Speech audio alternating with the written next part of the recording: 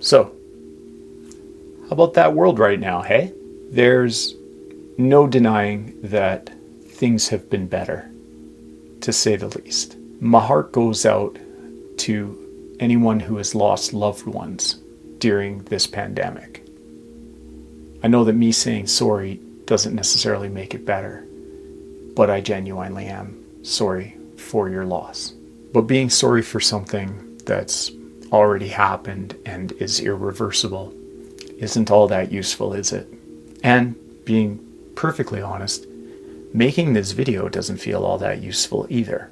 I've seen lots of people doing lots of things to take the edge off of this pandemic and the self-isolation and the social distancing that's been taking place. And most of what you see is in response to feelings of uncertainty. They're trying to create some sort of normalcy to their lives because normal is long gone at this point. And the new normal is less than ideal, but it is necessary. And people cope with necessary to varying degrees of success. Some not so well. Others a little bit better. I'm not sure where you fall on that spectrum, but I do hope that you're doing okay. As for myself, I feel useless. I've stepped back from nearly every aspect of my life in order to just focus on what's going on at home. I'm trying to keep perspective as we go through this pandemic, but I'd be lying if I said that I was optimistic about how it's all going to play out. Mostly because I see this as a watershed moment in human history. Certainly, it's going to be studied in medical and sociological fields for many years to come, because how could it not be studied? When faced with this pandemic, we created a toilet paper shortage. We created nonsensical conspiracy theories about where the flu virus came from. That's fascinating.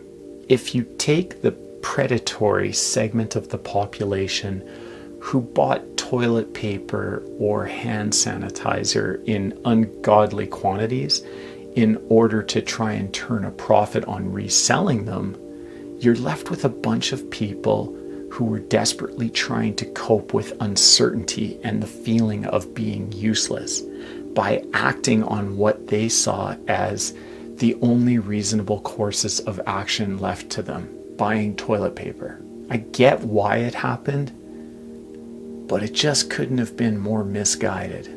But that's always the danger when people feel useless in a crisis. They end up acting on impulse without a lot of thought given to it.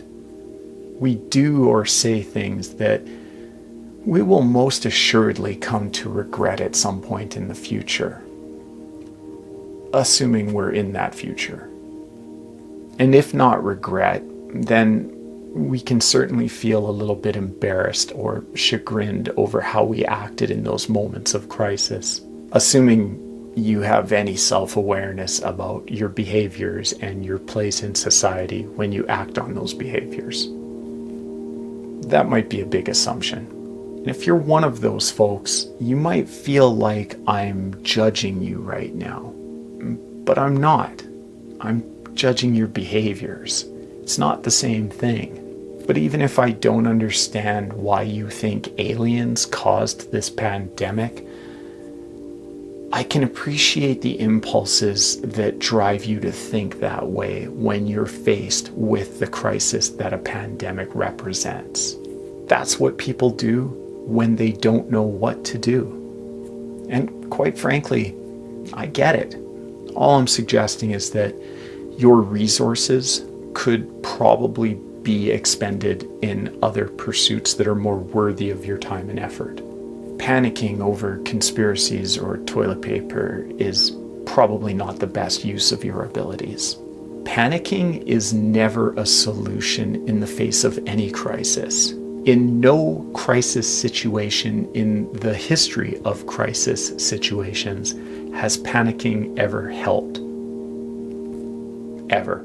It only makes things worse, either by amplifying the original problem or adding a brand new problem to the already existing problem. That's why being calm is so important, not just to you, but to those around you. Calm is a superpower.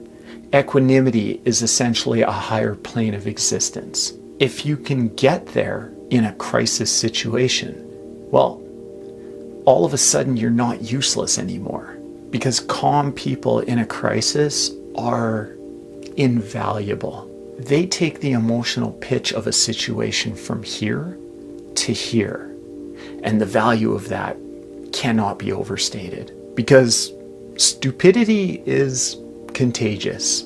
I'm willing to concede that point. But so is calmness.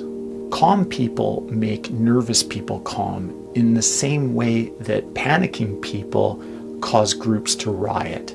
Calm people don't lose their cool when they're shopping. Calm people don't buy more supplies than what they reasonably need. Calm people don't overspend or misallocate resources. Calm people don't make all the people around them feel frightened. Not feeling useless in a crisis has as much to do with your self-control as it does with not making the people around you feel worse. Modeling calm behavior when people around you are panicking is a good way to be a role model for them. And the calmer you are, the calmer you will feel. And the calmer people panicking around you will feel in your presence. You can be a hero just by being calm. And that's why calm is a superpower.